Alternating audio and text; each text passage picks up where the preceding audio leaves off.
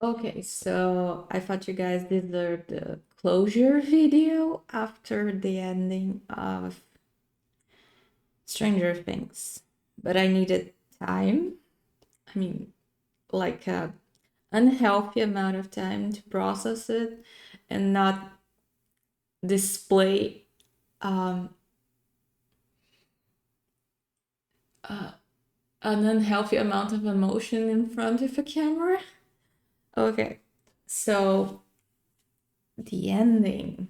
Yeah, this will be the last video on this channel about Stranger Things, and then we're gonna move on to happier or more interesting topics. I will have a video of Bridgerton coming up, talking about it, the new season, the part one, and my thoughts on it. But for now, let's finish this so we can end it somehow. Okay. Um, so I didn't like it, but I needed to separate my I didn't like it feelings because it didn't end the way I wanted it to end from I didn't like it because it was bad. Full stop. Bad. Yeah. So some thoughts are coming in here. You may or may not agree with them, but um okay, if you're watching, just a disclaimer, I have to make it. Spoilers ahead. Yeah, yeah, I need to. It's just it, it's polite to do it. Okay, so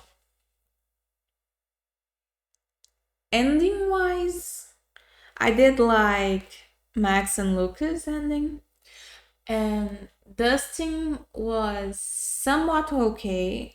I don't know if they just couldn't get the actress back for Susie, or he if he just straight up dumped her and no one talked about it the whole season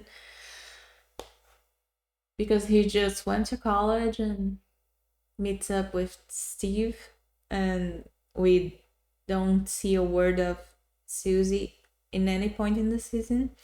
But I did like that he did what Eddie wanted to do when he graduated from high school. I did like that. And the fact that Erica helped him, amazing. The fact that Mr. Clark was there for them, loved it. Um, I like that the smaller kids all got together and became friends at the end. Hopper and Joyce, I did like the ending. The Nancy, Steve, and Jonathan drama triangle thingy. I did like the way they ended, none of them together. I just hoped Steve would have found someone by that point. It didn't have to be like a she's the one, but at least she gets me more than just, oh, I'm finding a wife. Yeah, I didn't like that. Robin, we didn't see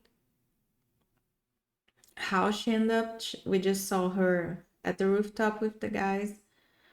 But yeah, it was a superficial ending for a very important character. I didn't like that.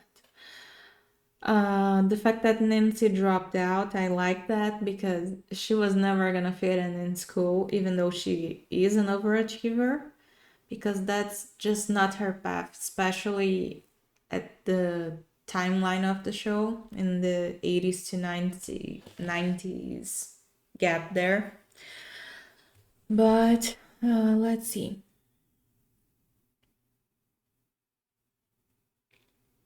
I like that Max played D&D with the boys and she was like, "That's it? We played for hours and there's not even a..." Yeah, I like that part too. And the newer, smaller kids playing after them too. I like that. Okay. Karen being amazing. I love that. Ted was just Ted. Yeah, I can see that. I did not like Will's ending. And people are like, oh, he should have ended together with Mike. Yeah, I would love that, but no, I'm not meaning that. I'm meaning, I mean, the only scene they show of him is he in a bar. It does not fit Will. It would have fit Will to meet up with friends in a table, or, I mean, why just throw a boyfriend that we barely see the face of? I mean, he had to go through a screening before getting close to our boy. I did not like that. I mean, he just having to be alone, away from everything he knows to find someone who cares for him. It was awful. It was like that Millie Bobby Brown reaction. Did you like 11's ending? And she was like, yeah, that was me. Like, why? It was awful. 11, I get the ending, but I didn't like it. I mean, if they were gonna be this did she, didn't she thing, they could have done it better. Especially because it doesn't make sense that she lived the way Mike described it. Because, okay.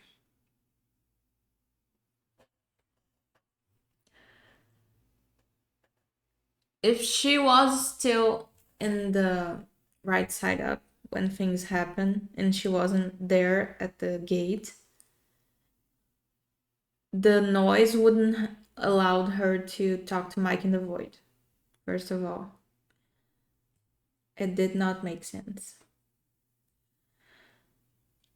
For the Byler fans, now I officially canceled. I never canceled anyone in my life. You gotta know that.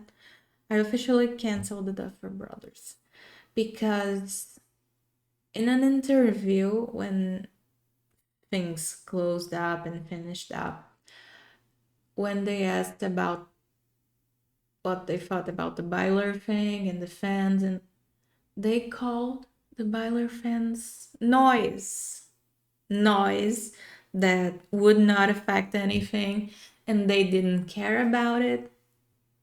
And I was like, dude, you know that at least half of your fans are Byler? I mean, you're calling your fan base noise? I mean, come on. Yeah. Uh, as far as they go, I'm not gonna mess with their stories again. Uh, I like that 11 ended up by herself, even though we don't know if that actually happened. Because she needed to find herself away from everything. The only person who ever tried to do that for her was Max. So I didn't like the fact that she and Max were not close at the end, or they didn't be stayed friends, and even if it was just Max getting a letter from her with a bunch of postcards, with a bunch of not postcards, the stamps from all over in a random ass postcard that you know it was 11. I would have loved that. And now, anger. Mike's ending. I wasn't sure. I mean, I was hoping he would end up with Will, but he didn't. And that would be okay if they didn't make us think that they were going to end up together because of all the groundwork they made. They didn't even mention the painting. I mean, it was like, why then show us and make it a spoilery thingy before the last season started? So angry about that. But even if he hadn't ended up with Al, would have still been fine. But making the main character who spent his whole story just caring for his friends become the see holding back tears here, become the storyteller who can't tell the stories he wants to tell. I mean, who does that? Who does that to a character that works so hard? I didn't like that at all. I mean, you just said that if you are a leader, if you stand up for your friends, you end up alone writing stories about them because you can't write the stories you want to write because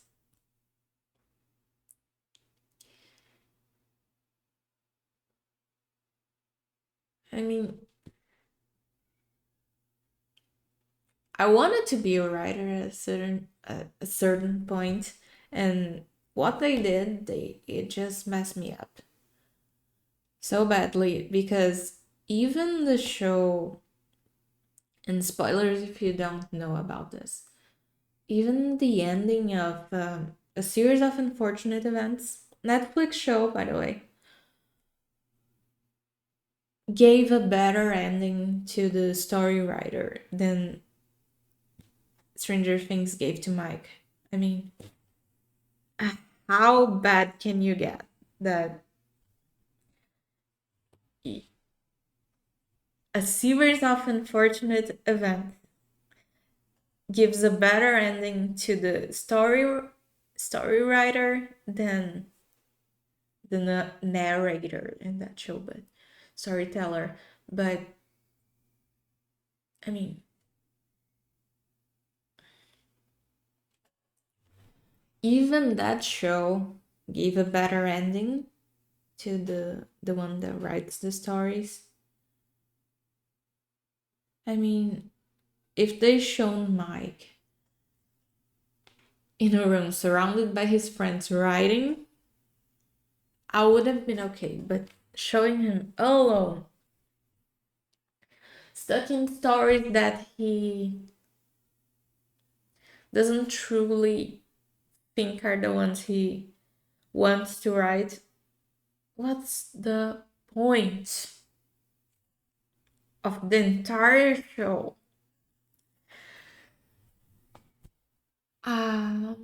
Okay. I needed to record this video to close it out for myself too. I didn't do it before for the simplest reason that if you feel like I'm holding back tears now, before this, I would straight up cry. Tears is not it's not everything. And sometimes angry tears, sometimes sad tears, but always tears.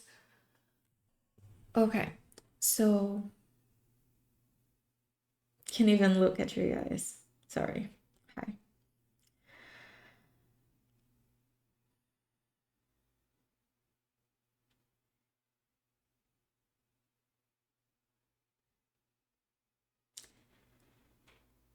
I spent the last month drowning myself in those short vertical dramas in the hopes that it could erase this ending of Stranger Things from my mind.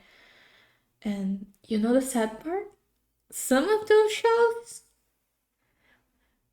had better endings than Stranger Things. So, yeah, this is it for Stranger Things. I think this closes up for everyone.